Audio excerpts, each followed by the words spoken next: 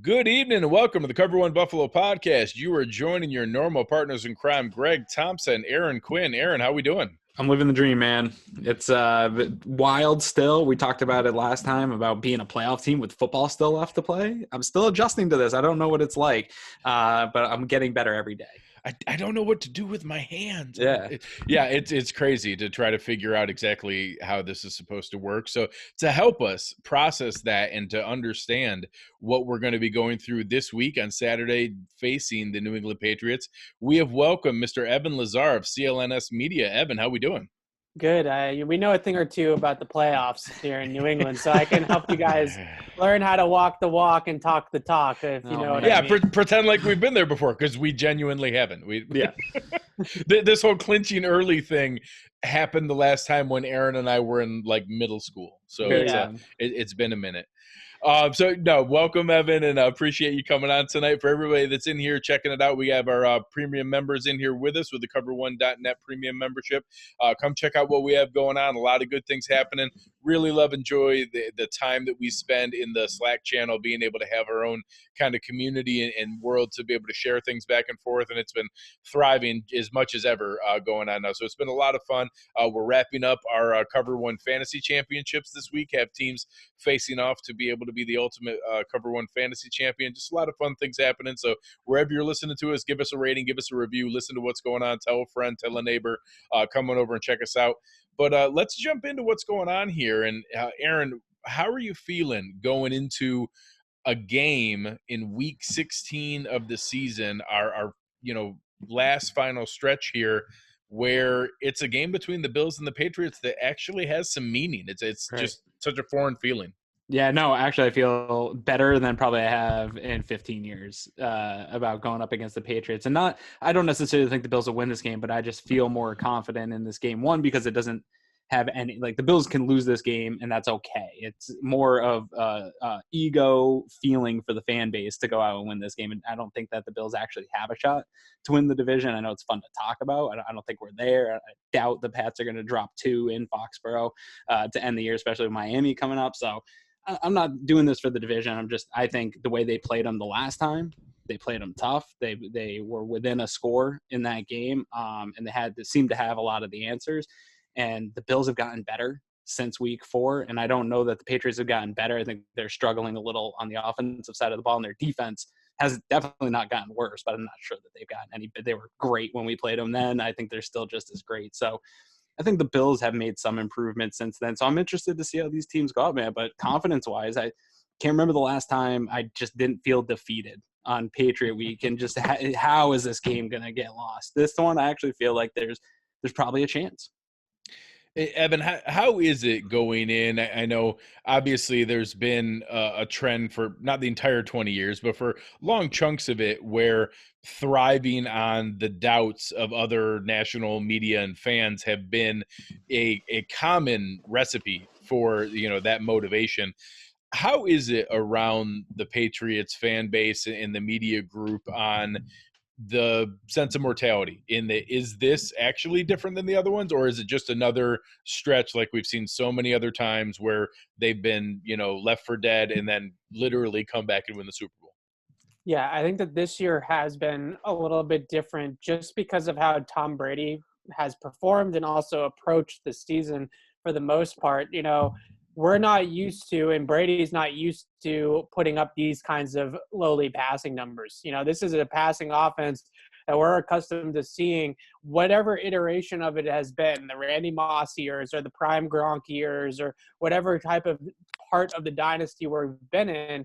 Brady has always put up decent numbers. 2001 was really his first season, obviously, and that season he was more certainly of a game manager. But starting in 2002, he was already ranking up there in passing touchdowns and passing yards. He actually led the league in passing TDs in 2002 as a second-year starter. So from that point on to now, he's dominated the league. MVPs, Pro Bowls, lighting up scoreboards. So this does feel different because we're back to where the beginning was. We're leaning on the defense now, and it doesn't feel like Tom Brady and the passing offense is going to wake up anytime here soon.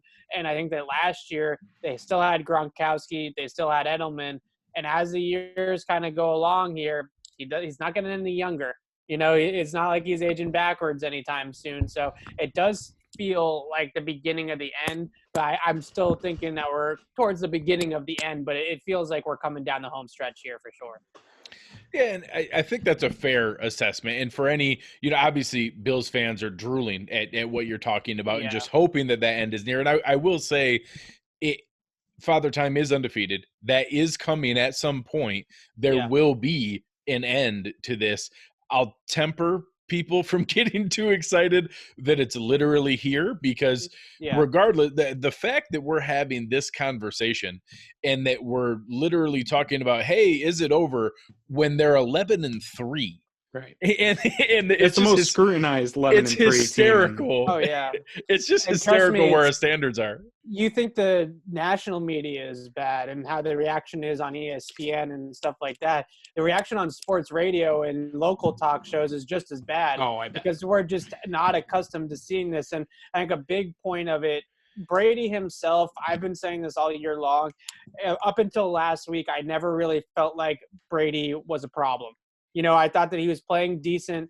And if the supporting cast around him played better, then they would be in much better shape. The supporting cast around him this year has been lackluster, to say the least. They never really replaced Rob Gronkowski. They replaced him with first-round pick N'Keal Harry, and he's played well. Last week, he's had some moments. He's shown some flashes, but there hasn't been any consistent real production out of that pick so far. And it's really been Edelman, some James White, or nothing else in the passing game. And they're relying on a lot of kind of role players and different faces. And there's a lot going on with the supporting cast as well as Brady.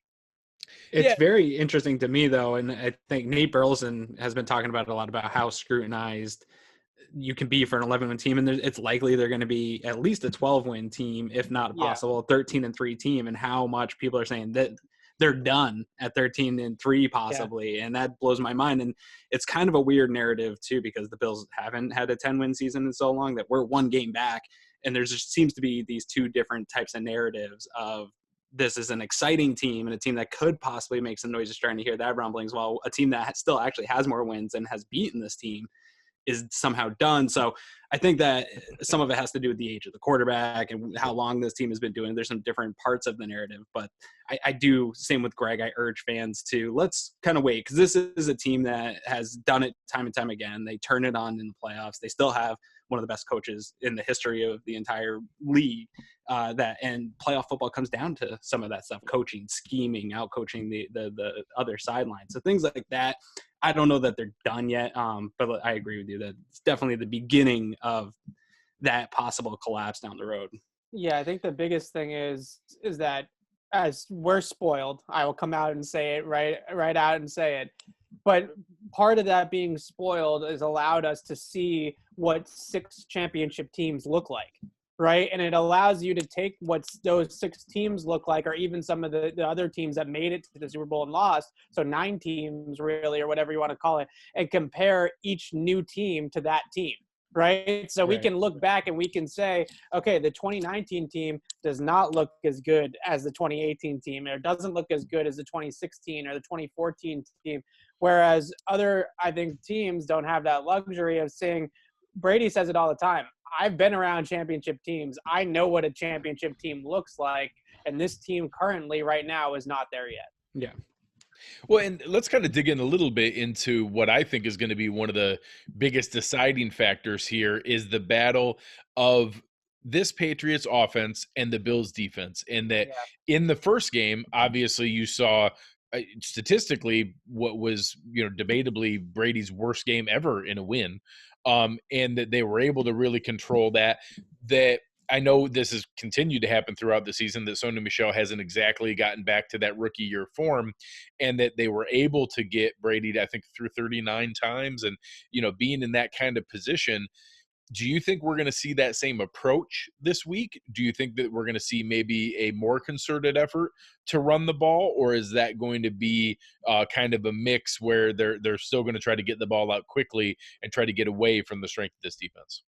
Yeah, I would think that the quick passing game will be a big part of it. I think one of the biggest narratives that's not being talked about right now is the fact that Tom Brady actually leads the league in pass attempts this year. That's crazy to me because the Patriots continuously are out in front of teams with big leads, right? And they're playing these games like the Cincinnati game, for example, where he didn't throw as much, but they're playing games like the Bengals or like earlier in the season against down in Miami or the Jets or whatever the case may be, where they're up 3 touchdowns and they're still throwing the football because the running game just hasn't really been there. And if you look at this Bills defense, at least statistically, I think they're second or third in pass DVOA, and then they're 19th in run DVOA. Yeah. So if there's any weakness, and it's a great defense, I'm not saying it's a glaring one, but if there's any weakness, it might be running the football. And it kind of brings me back to that second matchup last year where they ran the football a ton against Buffalo. They ran a lot of jet sweeps against the Bills also in that game here in Foxborough. And it was a whole lot of dosage of the power running game, Cordero Patterson around the end, that kind of thing. And I do wonder if that's more the game plan they go with, because if they drop back to pass against this secondary 50 times, I just don't see how they're going to have a good day doing that. What do you think is going on with the running game in New England? Because really, that even last year, when we talked about what a championship team looks like, the passing game was struggling towards the end of the year last year, and they turned on the running game to really guide them to a championship. Yeah. And out of nowhere, Sony Michel just has one of the best playoff performances I've seen from a running back in his first year. And my opinion on it is it's a couple of things, and I just want to kind of confirm that with you. That James Devlin going out for you guys, I think, was huge, and Michelle ran behind him really well. And then just the moving parts on the offensive line. I think there's a big issue at center that doesn't get talked about enough for you guys.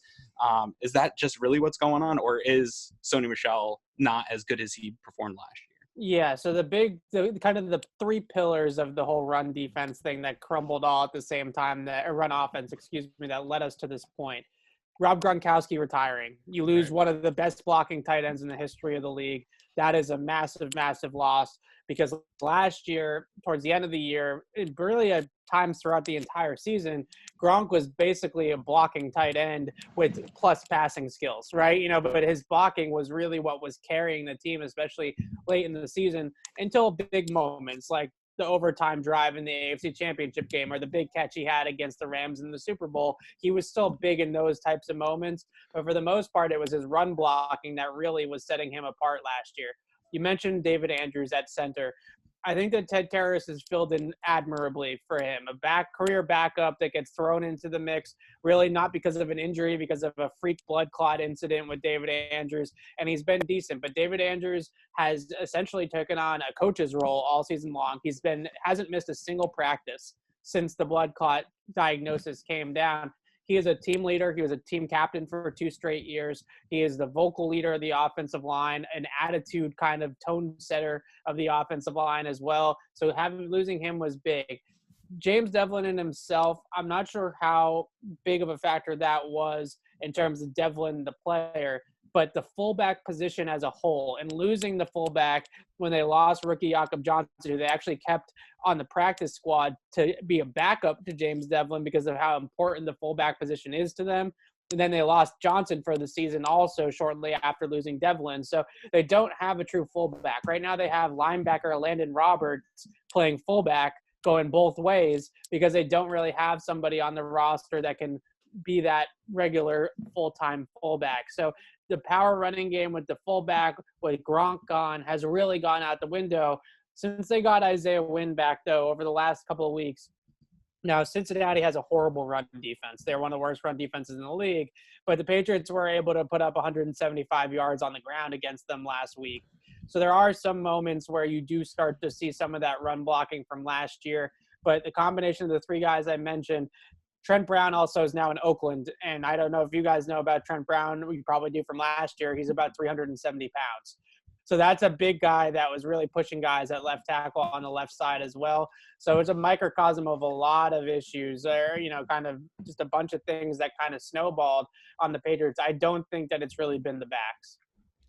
No, and I think that makes a lot of sense that, obviously Dante Scarnecchia has been creating these magical combinations out of lesser talent forever. And at some point that's just not feasible. That, when you have maybe a bit of turnover, you have a rookie coming back from an injury that you're not sure exactly how it's going to be. You've given up a player that, he probably deserves half the money that Trent Brown got from Oakland. But then all of a sudden you compound that with losing a team captain and a leader there in the middle. That's a lot to ask to all of a sudden whip that back into the same caliber of what you had before. And then I do think most fans, if not all of them, underestimate exactly what you said in Gronkowski, that everybody always thinks of the fantasy football side of things and the highlights that they see. I think a lot of fans don't realize that he was, a Hall of Fame level blocker, let alone an above average one. So I think it's really makes sense once you lay out all the different pieces and those pillars that you said. On that side of the ball, before we switch over, I know you guys have seen a fair amount of teams really isolate those two weapons that are the dependable pieces that Brady can lock in on. And literally you've seen some where Edelman and James White are both double teamed on the same play, and they've just gone kind of a different version of cover zero. Instead of, blitzing from like crazy, they've done it in the, hey, we're just going to double team those two and go man to man on everybody else and bet that they can't beat us. Is that something you think is going to continue not only in this game, but the rest of the season? Or did they start to find ways to kind of scheme around that? No, they haven't really found much ways. Now, the emergence of N'Keal Harry, he's starting to play a little bit better. First-round pick out of Arizona State this past April. He's starting to come on a little bit. And if he can be that kind of matchup guy, he's got great size, great contested catch ability, really good with the ball in his hands. He can kind of be that other guy. Julian Edelman's injury, though, I think adds a really interesting wrinkle into this whole thing. And I'm really curious to see what Sean McDermott does on Saturday, because Edelman is maybe – against Cincinnati, Edelman was maybe 50%. He was just out there as a decoy, essentially, just to have him out there in name. If he doesn't get to closer to 100% for this game, at some point in time, the Bills' defense are going to realize, okay, we don't need to double Edelman. He's not the same guy that he was a month ago when Houston started doubling him or Kansas City started doubling him. Houston and Romeo Crennel are really the first team that committed double teams to Edelman as often as they did. They doubled him probably about 10 times in that game.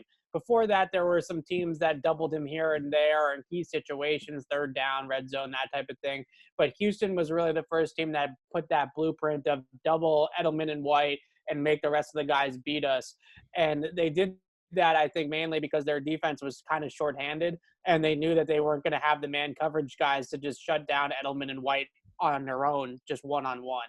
So I'm very interested to see how McDermott looks at Edelman now. Does he look at him in the Bengals game and say, okay, we don't need to put two guys on him? Or does he look at him from the season standpoint and say, he's still their best option and a very, very good receiver, is over 1,000 yards. We're going to have to pay a lot of attention to him. Yeah, no, I think that's an interesting approach. Now I'm looking to see how Sean McDermott does it too, because after the last game, he was pressed on, giving answers for how they lost. And he was like, look, guys, we play these guys again. I'm not going to give up too much. We're going to change some things. But I think when you play a team twice in a year, it's hard to not have self-scouted, looked at that film, and come up with a game plan kind of while you're doing that process. And to change what you think is going to work because something else worked for another team, it'll be interesting to see if he implements any of that and how much of it he would even implement. Because I think he felt after that New England game, look, we got a pretty good grasp of this team. He's had success against a Tom Brady-led offense since coming to Buffalo. The defense is almost there. They're doing enough to beat the Patriots. It's really the offensive side of the ball that is screwing these games up. So it'll be interesting to see how much he tries, because I'm a firm believer, too, of especially if you have a good defense, of kind of stick to who you are and don't try to be what the Texans were, because I think that's when good defenses do get in trouble. They start to be something they're not. This defense is best when they're, sticking to who they are and staying in their disciplined defense. So any other things on the offensive side of the ball for the Patriots that you're looking at this Bills defense? And I know you talked about the difference in DVOA. Obviously, the run defense seems to be the problem. They've picked that up here a little bit as the year has gone on. Do you see any other points that this team can attack, or anything that really actually scares you? Is there any guys on this defense, like a Trey White, Tremaine Edmonds, that you think could be a game changer for Buffalo against your guys' team in this game? Well, I really think that just looking back at the history of Brady in recent history, really since Sean McDermott got there, against this Bills defense, they haven't fared very well. I mean, I would say that the Week 4 game that Brady played against this defense was the worst game he's played all year. He had a stinker against Philly. His game last week against Cincinnati wasn't that great. But I would say that just from the tape, that was probably his absolute rock bottom of a game that I've seen from Tom Brady since he's really taken this turn in the back half of his career to like MVP every single week, you know? And I think that what your point was, and Belichick has talked about this every time they play the Bills, is you guys don't tend to be like a big game plan defense. Like, it's not like you come out every single week and come up with this whole different elaborate plan for how to play every single offense, but you're so sound in what the things that you guys do that it's really difficult to beat you because you got great players and you got great players that have tremendous knowledge of the scheme, executing it at a very high level. And I think that often gives the Patriots problems because they look at it and they say, okay, these are the 5 or 6 concepts that we like to play that we are going to attack their tendencies with. But Buffalo plays so many different coverages on the back end that it's kind of hard to predict which one they're going to be in play to play. And then when you start to roll those coverages, the Patriots love to adjust routes. Right. So they're going to look at it and Brady's going to look at the coverage and he's going to see cover 1 and he's going to see the outside receiver, and the outside receiver against cover 1 is going to run a back shoulder. But if it's a cover 2, the outside receiver might convert that to a post. Right. It might be a different type of route. It might be a sit. It might be something else. So when they roll those coverages and those back safeties, Micah Hyde and those guys are rotating through them, it gives the Patriots some problems because they have to then have everybody react post snap to all these rotations that Buffalo is doing. So over the last game in week 4, I would certainly say that was a big part of what Buffalo did to confuse Brady. Was they showed the picture pre-snap. Everybody on the field thinks it's a too high look. They're running one route pattern based off the too high look. Then they're going to rotate into post safety, and now we have to change the entire thing. And that gives that offense a little bit of pause. Everybody has to be on the same page and doing it on time. So that's what really murks them up, I think. I think it's exactly like you said, the things that get underestimated with, today's free agency constant turnover movement is that we are in the 3rd year of the same defensive system with the same defensive head coach, the same defensive coordinator, Trey White, Micah Hyde, Jordan Poyer, Matt Milano. All those key coverage pieces are in their 3rd year of that same system. And like you said, that some of the stuff that, as I'm learning all the time from people like Eric and watching the film breakdowns and how we go through the different things, but simple things like, when I see, hey, they're sending that slot receiver in motion across the field and, a guy's trailing him, that must mean it's man coverage. And then you see them drop back and be like, oh, they literally just faked that. They just moved the zone coverage over to the other side and everybody shifted over a slot. And they did that purely to throw him off, to make it look like it was man. And just, I don't know how many secondaries can do that seamlessly and communicate and still come back with the right coverage without leaving a gaping hole somewhere. And that's where you're starting to see some of those turnovers and the tip balls and the constantly suppressed passing numbers that we're seeing. Is they're genuinely tricking professional quarterbacks. Yeah, it's very similar. It's a different scheme, much different scheme than what the Patriots run. But the secondary that Buffalo has built is very similar to what the Patriots have built. It's a lot of veteran guys back there. You have a top corner in Trey White, like we have a top corner in Gilmore. It's very similar in terms of how it was built. And I think that it really starts, as much as Trey White and Gilmore deserve all the credit in the world for what those guys do with taking guys on islands and stuff like that and really manning up guys. The safeties, I think, are really the key to the whole thing for both teams. Devin McCourty, Micah Hyde, Jordan Poyer, Harmon, and Chung, those guys, their ability to play in various different schemes, whether they're too deep or single high or playing in the box or playing robber or playing man coverage against somebody, all those different type of things that they can do, that allows the entire defensive back end to just rotate through whatever they want to do on a given snap and really confuse quarterbacks, like you said. And the Patriots have confused quarterbacks into many interception this year, obviously, and the Bills are, seeing similar success. Well, let's flip over to the other side of the ball here, and what will be an interesting, but maybe a little bit more predictable element here. And I think it's going to be trying to see, has some of the recent progression, and that Patriots game by Josh Allen has been spoken about pretty publicly as a turning point for him, specifically for Daboll. Some of the shifts that we've seen in him moving up into the booth, some of their shift moving to the up tempo, no huddle adjustments that they're doing. And that now trying to see that we didn't have Devin Singletary in that week 4 matchup. And that is that enough of a wiggle that, last week we saw how the Bengals opened up against the Patriots, and that they didn't have the sustainable talent to be able to stick to what they saw going. But those first couple drives, they were running the ball at will against that defense. And that I'm curious to see, do the Bills have the defense to allow that game script to roll out and the discipline to stick to it, that, you're not going to throw for 400 yards on this secondary. You're simply not going to do it. Do they have the discipline to stick to it and continue to try to punch them in the mouth and say, hey, is there some, like you said, comparing the Bills defense, it's not a weakness in the sense of the Bengals run defense, but it's the lesser of the two options. And that if you have a better chance to run the ball, do you think the Bills are going to have the discipline to stick to it for the whole game?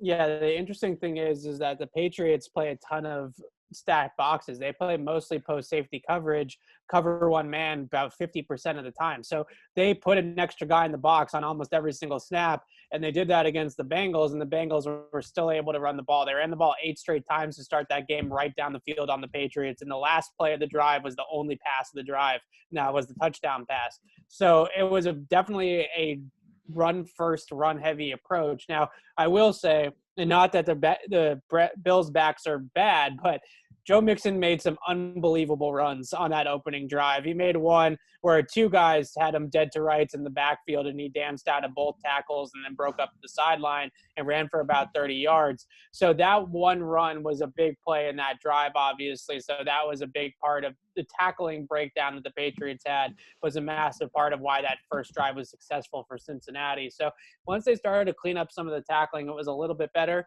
But running the football, but also not just running it with the tailback, but involving the quarterback somehow in those runs, which is what I think if I was Buffalo, and I know that they have some parts of their offense that involve this, but it's not like they're running what Baltimore is running, for example, with Josh Allen. But they have some parts of their offense where Josh Allen is at least a threat in holding a backside defender, or maybe has some sort of an read option type play built in where they can have 2 guys in the backfield and he's reading a player on the defense and he's either giving or keeping it himself. Those types of option plays, whether it's triple option like what Baltimore did or what Deshaun Watson and Houston did against them a few times as well, have given the Patriots fits for years. It's been a problem that Bill Belichick has had for a long time playing out of this defense and out of this scheme, is they can't seem to get those option plays handled. So if I was Buffalo and I was Brian Daboll, it's certainly in certain situations like down in the red zone, I would definitely try to pull some of those triple option, read option type plays out and use some of those guys creatively, like maybe a John Brown on a sweep or something like that as well. I think that can really pay dividends. The 2 biggest things that I would do against the Patriots defense if I was an opposing offensive coordinator are, one, if you have a quarterback that's mobile like the Bills do, try to incorporate some sort of quarterback element to your running game. Even if he's not actually going to run with the football, just the threat of him running with the football has held that backside defender for a long time for the Patriots and really made it difficult for them. The second thing that I would do is I would throw to the backs and the tight ends. And this fits the Bills perfectly, really.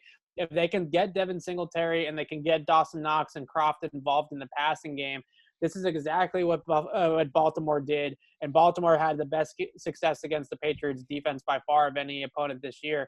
They ran the ball with Lamar as a threat. Lamar himself actually didn't go off running the football. It was Mark Ingram that went off running the football against the Patriots defense. And then they threw the ball to the backs and the tight ends. And that kind of formula really worked out, because if you try to target these corners on the Patriots, J.C. Jackson, Stephon Gilmore, if John Jones plays, those guys have shut down opposing receiving corps all year long. I mean, it's just been a no-fly zone. Gilmore and J.C. Jackson rank 1 and 2 respectively in passer rating allowed into their coverage. They're both allowing passer ratings of below 33 right now this year. So you don't want to test those guys too often. If you can test the linebackers, if you can test the safeties, that's where you can have some success.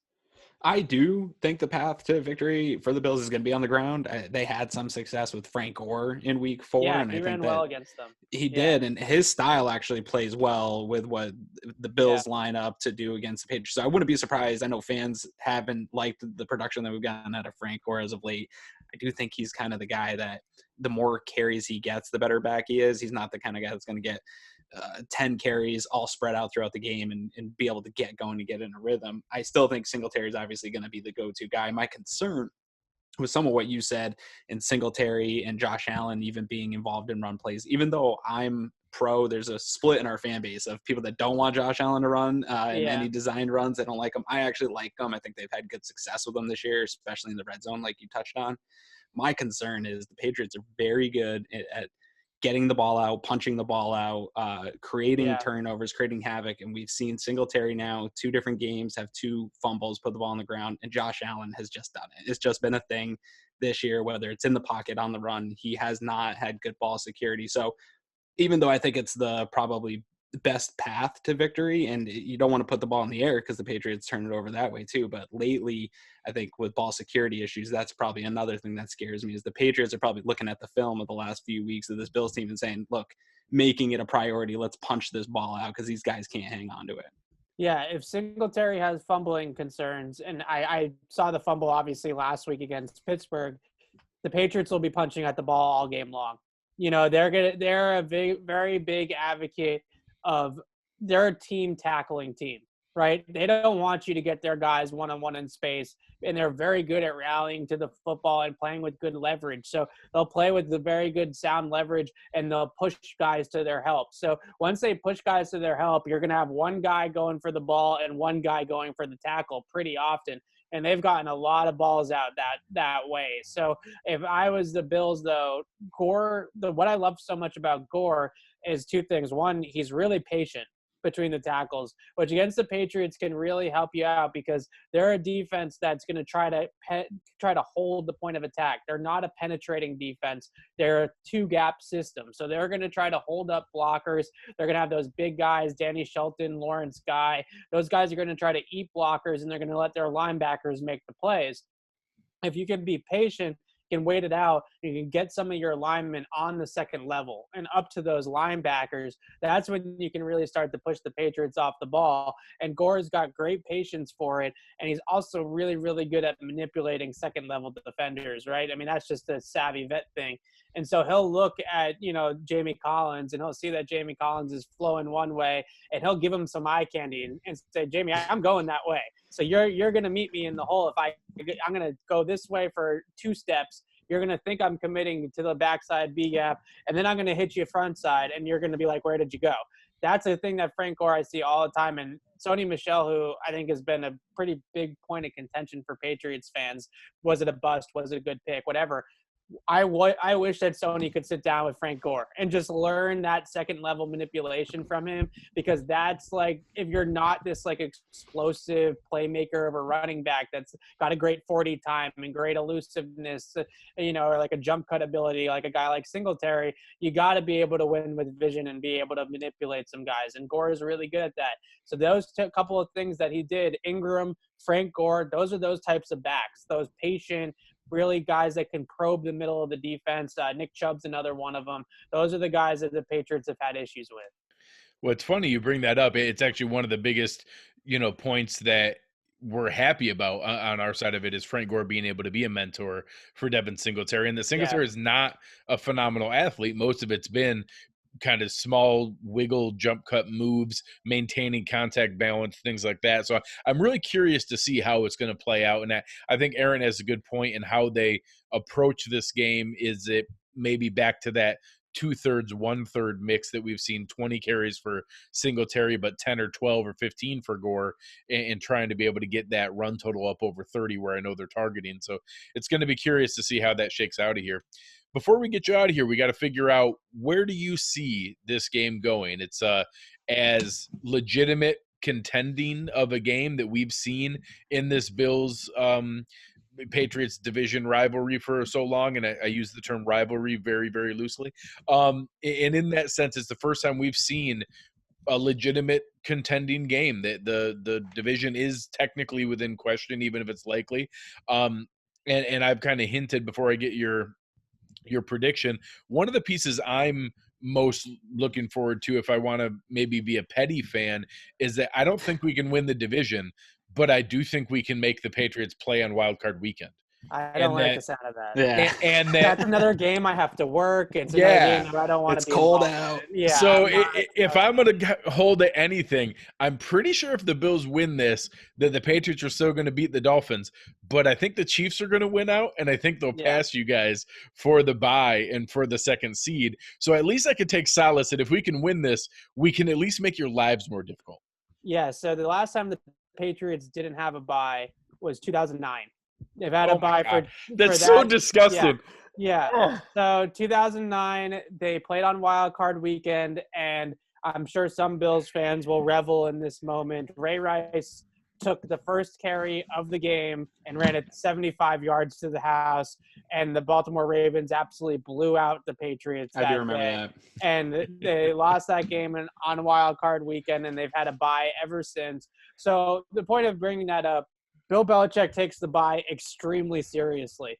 Like, it gets to the point now, and he takes every step seriously. He doesn't take it for granted that they win the AFC East every year. I know a lot of Patriots fans do. A lot of them are annoying about it. I apologize. But Bill Belichick, I promise you, does not take it for granted. So the first step is always winning the division, right? That's always the first step. But that bye week, I think the Patriots, more than any other team maybe, knows the importance of how – just the time off, but really I think it's just that fact that they have to play one less game. Yeah. It's like literally just that one less game is one less chance for you to lose and for you to get knocked out of the playoffs. So that's a big difference for a lot of teams, but it's a very big difference for the Patriots. And I think the cool part about this game, though, sincerely, we haven't had a division game this late in the season that's meant something in a very, very long time.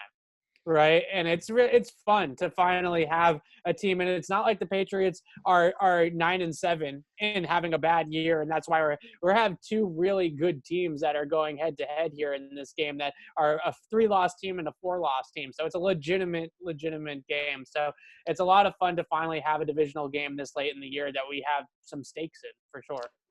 Can you leave us with a prediction? So what is your prediction of this game? Yeah, so I'll probably sound like a little bit of a Patriots homer by picking the Pats, but I do think the Pats squeak this one out. I do, but I think it's going to be a rock fight, similar to the Week 4 game. I don't see a ton of offense. I'm sure you guys don't see a ton of offense either. And I'm thinking somewhere like, 17-16. Like I'm thinking late field goal or late touchdown drive by Brady to put this over the top for the Patriots. But this is going to be a game. I think that I don't think the Bills have beaten Brady in a game in Foxborough that he's played the full game. I actually know that for a fact. They're 0-16 against Brady in Foxborough in games where Brady has played the whole game. So there's a Week 17 game in 2014 that Jimmy Garoppolo played the second half in, because the Patriots had already had everything clinched. The Bills also beat the Patriots in the Deflategate suspension year with Jacoby Brissett at quarterback at Gillette, but they've never beaten Brady. So, this would be unprecedented in a lot of ways for the Bills to come here and win this game. But I think the way the Patriots offense is playing, they definitely have a chance to do just that. No, we appreciate it, man. Love having you on here. Again, thank you for your time tonight. For anyone who hasn't had a chance, make sure you come on, check out Evan's work. Evan Lazar, CNLS Media, EZLAZAR. I made it the first 3 times. I was really proud of myself. Yeah. No, appreciate your time here tonight. We enjoy having you on, and we will look forward to hopefully an entertaining, fun game here this weekend. Yeah, absolutely. I'm really looking forward to this one, guys. Thanks for having me on. Cool. Thanks, man. Thanks, Evan. So, Aaron, it's fun to be able to talk with someone like Evan and being able to, get that perspective. And God, some of it's infuriating. That's only the second time in my life I've talked to a Patriots fan and not ended in a fight. With that Mark Sofield's the only other one, and Evan. So, yeah, some of the things that he just says matter of factly that, this is the first time we've had a bye for 10 straight seasons. Yeah. Oh my God, it's disgusting. It's true. So let's try to block that from our minds for a moment here. What do you think we see this weekend? I think that there's, you put out a tweet earlier that I read and just kind of nodded that, they have a shot, and they're a 6.5 point underdog for a reason. That's real. That's not fabricated. I think that's kind of high. I think that that's a good bet for anybody looking for wagering advice here. I think that the Bills can cover 6.5 points. I think they can keep it close enough. And anytime you have a team who has a chance to win, and it's, I'm not saying they're, absolutely going to win, but they absolutely have a chance to win, and you're getting almost a touchdown, that's a good bet. So what do you think we're going to see? Yeah, I think the line's way too out of whack for this, and I get it. Some of this is just based on historical that what these two teams always do. But I put out a meme in the Slack channel and also on Twitter, and I try not to just compare games straight up, but I look back at that Week 4 game and I do see. I think the New England offense going into that game was as best as they've been this year. At that point early in the season, they were putting up, they were beating teams by 30, and historic. They had a historic point differential at that point. Yeah, they were doing the Patriots thing, and then they kind of hit a wall against the Bills, and they kind of continued to hit a wall. I don't know that the Bills did it to them, but it just kind of seemed to all catch up with them. And now you look at, I think both defenses are just as good as they had been in that week, but the Bills offense seems to be the only part that has progressed, and the Patriots offense has regressed. So I look at that last game, Allen being out in the fourth quarter, Singletary being out for the game, and just the additions those guys alone are, plus the progression of the Bills offense. I think it's going to be a lot closer game than it was in Buffalo. And I think that we're going to continue to have close games with the Patriots as long as Sean McDermott's here and they have this, they know the size of this game, even if I think in their hearts, they probably know they can't win the division. They know what this game means. This is one they want to go to the Pagulas on Sunday and say, look, we just slayed, we're the Kingslayers. Yeah. We did it. We beat them, because that's the thing they haven't done yet. That's a checkbox they haven't done yet. And I think that's motivation enough to come out with a good game plan. So I feel more confident than ever, man. You know me. I grew up in New England. I've been beat down by these people for the 20 years of my life. I've never felt more confident that we can at least go toe-to-toe with them for 4 quarters. Yeah, no, I absolutely agree. And I think there's a couple sneaky parts that are slight differences. So there were some things in that Week 4 game that I think fans are being a little dismissive of. Oh, we're only a blocked punt away from winning that, and that we had a very uncharacteristic end zone interception by Tom Brady. That was a scoring drive. They were throwing the ball into the end zone for a touchdown, and we happened to pick it off. And Micah Hyde tricked him and was able to do that. So we earned that, but that was we also gave up the 80 yards that went into that drive to get them down to the 4-yard line. So there's a couple things that I think maybe it could have been further out from that score. But the other things in our favor, I think Devin Singletary is a legitimate difference. I think that's a big factor, that we can now have Frank Gore as a complementary piece, and that Devin Singletary can make some of those guys miss and be able to lean into that. I think we're healthier than they are. I think they've had a couple dings since then. Jonathan Jones hasn't practiced and looks like he's going to be out. They're down again to had movement. They had Ted Karras out and now back in. He's not 100% back. They have a couple different guys that are kind of working their way through some injury pieces. They like I said, they lost both fullbacks since then. So different pieces that, we've kind of had little advantages, little bumps, little things that have gone our way that were trending in the right way. We weren't running that up-tempo offense. We weren't running the no-huddle adjustment read offense that we're seeing now. I think all of those are small incremental pieces that are in the Bills' favor since that matchup. Now, that matchup was in Buffalo, and this one's in New England. I think that at minimum negates some of those differences and maybe brings it back to even, but probably just cancels it out from that standpoint.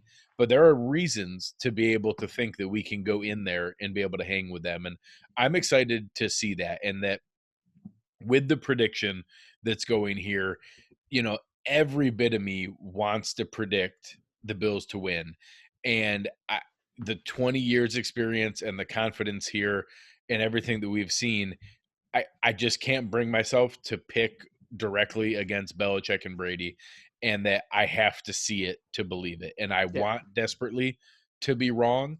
The over-unders at 36.5, 37, it's really, really low. So they're calling for kind of a 23-17 kind of match, a 20-17 kind of game, somewhere in that ballpark. I don't think it's going to be quite as low scoring as the other one. I think there's going to be a little bit of movement. I think the Bills can run the ball. I think they get it really close.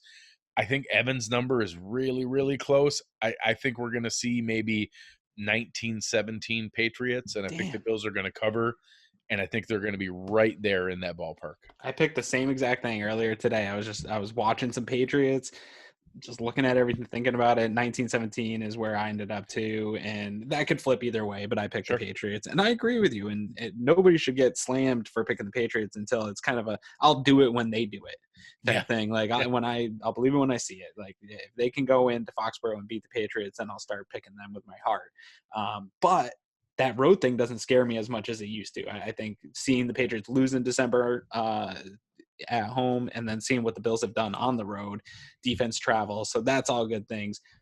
I said it right after the game. I don't know that the Bills will do it, but they have the ability in this game to play a little loose. They can afford to play a little loose. They're in that 5 spot. Nothing's changing there. So they can come out and play a little loose. And I don't think they'll do it. I don't think it's really in their DNA to come out and play super loose, but I think that would be an interesting way to come out and attack this team at their home and just say, look, man, we got confidence. We've got swagger. Go ahead and pick the ball, beat us. Who cares? Nothing changes. We'll see in the playoffs. That might be a path to it, but I think they're going to stay super conservative and really try to win this game. But I'd love to see some loose play from the Bills here. They're going to have to do something special, kind of like how the Patriots got that blocked punt. The Bills are going to have to come up with something special to get this game to swing their way. And unless they do it, I think Patriots end up winning a close game because this also matters to them in a big way. Yeah, absolutely. And this game genuinely matters to them. I think they are afraid of, and especially as a dinged up team that needs the bye, they need it to be able to get themselves back right. Yeah. They want the home game. They don't want to have to, if it ends up falling that way and they end up as the 3 seed, you're talking about them having to bring maybe a hot Titans team into town, and that having an extra game where you're then talking about them playing the Titans and then having to turn right back around and go to Arrowhead. That is an incredibly different path than sitting on your butt and waiting for the Chiefs to come to New England and to come to Gillette. So that's what I'm holding on to. And that I don't think if we win this game that we're going to win the division. I don't see any scenario where the Patriots lose 2 straight home games against the Bills and then the Dolphins. But if we win this game, I do think we can make their life more difficult. I do think we can make them play a very difficult wild card game weekend and then have to go to Arrowhead. And those are things I want to see because I'm a petty person. Yeah, you are. And I appreciate that about you. Speaking of petty, I'm actually surprised. Greg checked my spreadsheet because he's a psychopath and he loves spreadsheets and documents on our scores. Luckily, he did me the favor of being honest and not being like a Bill Belichick Patriot-led employee. He was honest and told me that I was actually still in the lead on the bets. Barely. He has caught up. We're right there. But let's get into our bets for this game because I think these are actually some interesting ones because of the lack of offense. I think both teams could have issues with. We're going with Brady at 199.5 yards. I'm taking passing yards. I'm taking the under there for 4 points. And he's been all over the place this year when you look at his games. I mean, he's been way under that, and he has had games where he's gone over it. You don't know what to expect from Tom Brady. Yeah, and I just made this bet because I think he's equivalent to Duck Hodges. And that Duck Hodges threw for 206 yards, and that Tom Brady's about the same as Duck Hodges, and he's going to throw for 206 yards in a loss, hopefully similarly with 39 attempts and 4 interceptions. Yeah, and that's the good bet to take there is that the Bills are up. Right. Yeah, it's a hopeful one that he has to throw because they're they're trying to catch up, and not that he is running that short passing game. We've seen death by 1,000 paper cuts over our life. Right. And then you took Singletary over rushing over 84.5. The only reason I did feel pretty good about this one is I do think Singletary have a nice day. I think he's gonna be right around 75, 80 yards, somewhere in there. So that could swing your way easily. But I do think they're going to get Frank Gore more involved. I know fans don't want to hear that, but I think they're going to try to run probably more than their average if this is a close game. And he did have success against his defense. I know fans don't want to see any more Frank Gore, but I think you're going to see a little bit of him here this week. So that's why I felt comfortable taking the under there. But that one could be, out of all these bets, I feel most confident that one could probably swing your way because that's the path to victory. Yeah, and I think that their absolute target is that Broncos game where, we kept Josh's attempts down to 20-25 area. You had 21 carries for Singletary, 15 for Gore. That's the exact kind of range they want to be in. And it really just depends on the efficiency that they're clipping along at. But I could absolutely see Singletary having 20 carries for 79 yards and Gore having 15 carries for 60 yards. And that we're right there barely at 4 yards a carry, but we're getting the 35 carries we need. And that, Josh sprinkles a couple in and probably a little better yards per average for Josh. But that, if we get that, that means that we're getting close to that 200 total yards rushing, which is absolutely what they would need to pull this off. Yeah, and similarly, we're looking at another bet here, finish it off with Pats rushing at 119.5. I took the under on there for 4 points, but I do think that just kind of flip it back at you. It's like the Spider-Man meme where everybody's pointing at each other. I think their path to victory is the same as the Bills, and that would be running the ball. So that keeping them under that rushing total, I think you have a really good shot at winning this game if you can keep them under 120. Yeah, against the Bengals, they went for 175. Against the Cowboys, they went for 145. So their last two wins, they've gone over. In the two losses to the Texans and the Chiefs, they were right there around 100. They were at 94 and 105. So, I don't want to be that simplistic about it, that it's, literally that's whether you win or lose, but that's roughly where it's been. In the loss to the Ravens, they had 74 yards rushing.